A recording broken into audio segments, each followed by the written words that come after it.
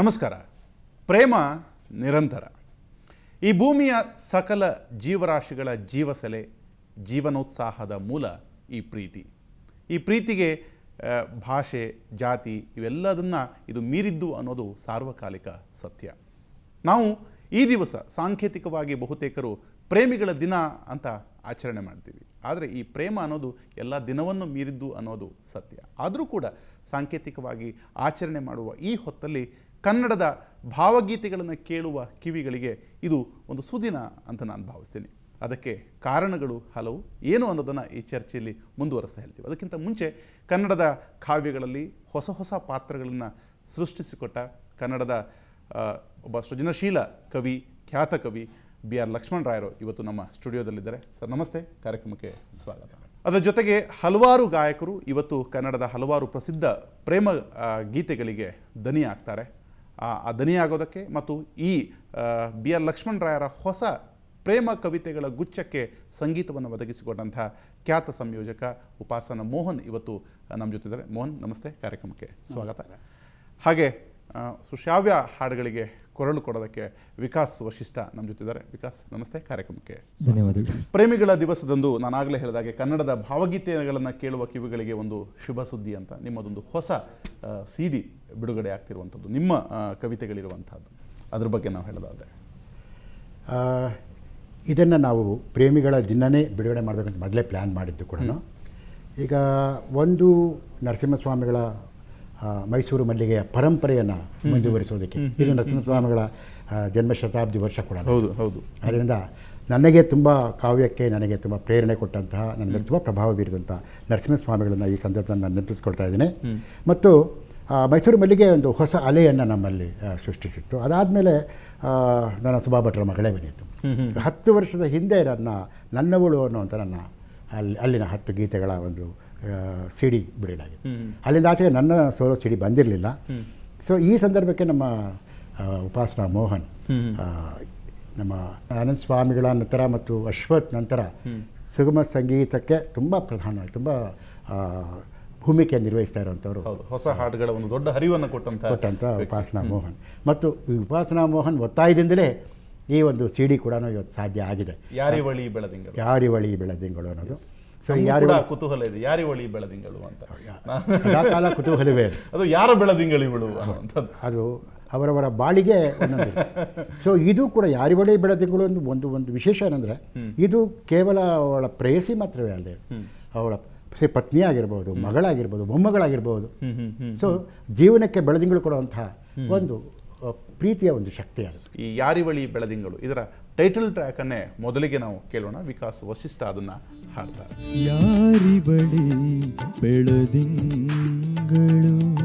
ಯಾರಿವಳಿ ಬೆಳದಿಂಗಳು, ಯಾಕಾಗಿ ಬಂದಳು, ಎಲ್ಲಿಂದ ಬಂದಳು, ಯಾಕಾಗಿ ಬಂದಳು, ಎಲ್ಲಿಂದ ಬಂದಳು, ಯಾರಿವಳು ಯಾರಿವಳು ಯಾರಿವಳಿ ಬೆಳದಿಂಗಳು,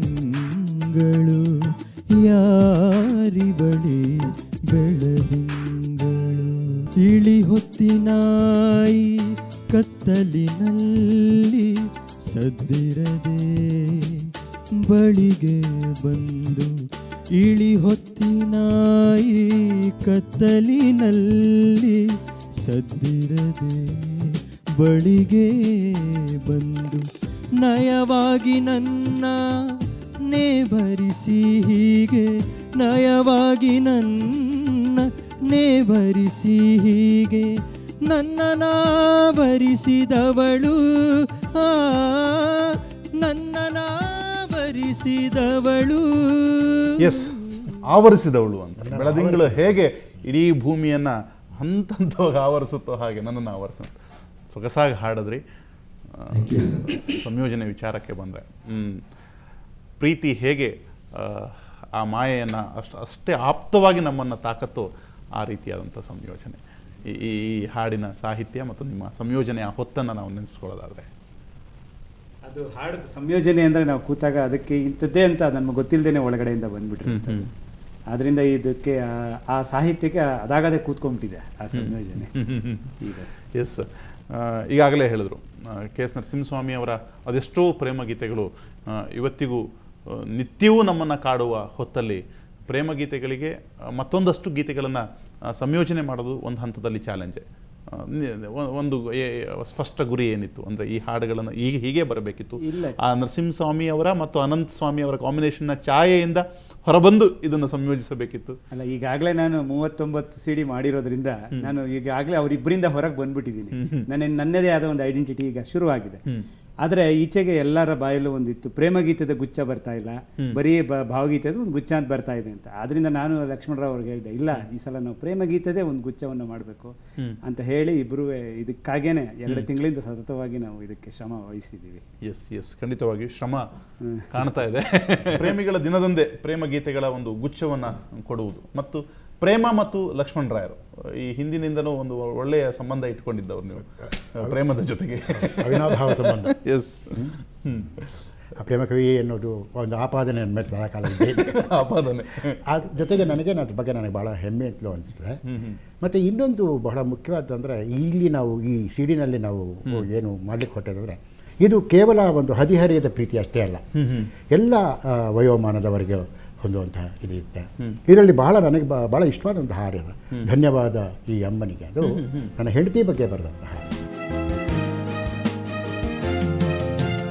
ಧನ್ಯವಾದ ಈ ಅಮ್ಮನಿಗೆ, ನನ್ನ ಮಡದಿ ಗುಮ್ಮನಿಗೆ. ಧನ್ಯವಾದ ಈ ಅಮ್ಮನಿಗೆ, ನನ್ನ ಮಡದಿ ಗುಮ್ಮನಿಗೆ.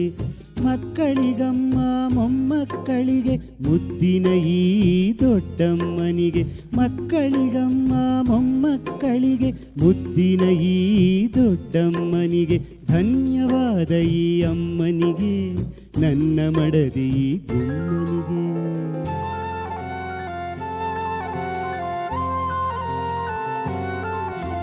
ತುಡುಗು ಮನಸ್ಸಿನ ಹುಡುಗ ನನ್ನನ್ನು ಅಂಕೆಯಲ್ಲಿಟ್ಟು ರಮಿಸಿ, ಕಾಮನ ಬಿಲ್ಲಿನ 7 ಬಣ್ಣಗಳ ತನ್ನ ಬಿಳಿಯಲ್ಲೇ ತೋರಿಸಿ.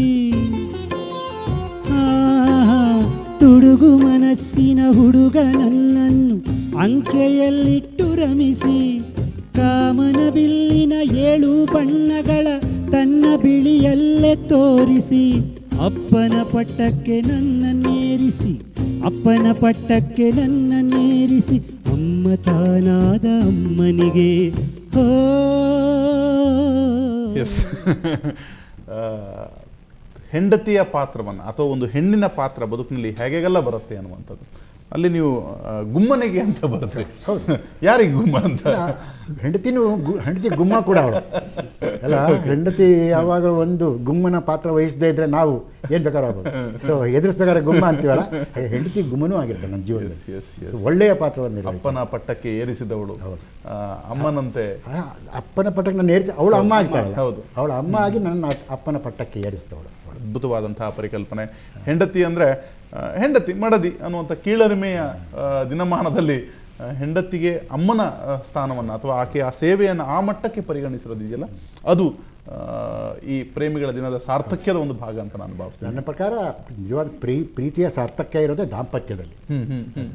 ಸೊ ಅದೇ ನಿರಂತರವಾದ ಪ್ರೀತಿ ಇದ್ದಾಗ ಮಾತ್ರವೇ ಆ ಥರದ ದಾಂಪತ್ಯವು ಸಾಧ್ಯ ಆಗಿದೆ. ಎಸ್, ಖಂಡಿತವಾಗಿಯೂ ಈ ಪ್ರೇಮಗುಚ್ಛದಲ್ಲಿ ಇನ್ನಷ್ಟು ಈ ಥರದ ಎಳೆಗಳಿದೆ. ಅದೆಲ್ಲವನ್ನು ನಾವು ನಿಮ್ಮ ಮುಂದೆ ಇಡ್ತೀವಿ. ಅದಕ್ಕೆ ಮುಂಚೆ ಒಂದು ಪುಟ್ಟ ಬ್ರೇಕ್ ಇರುತ್ತೆ.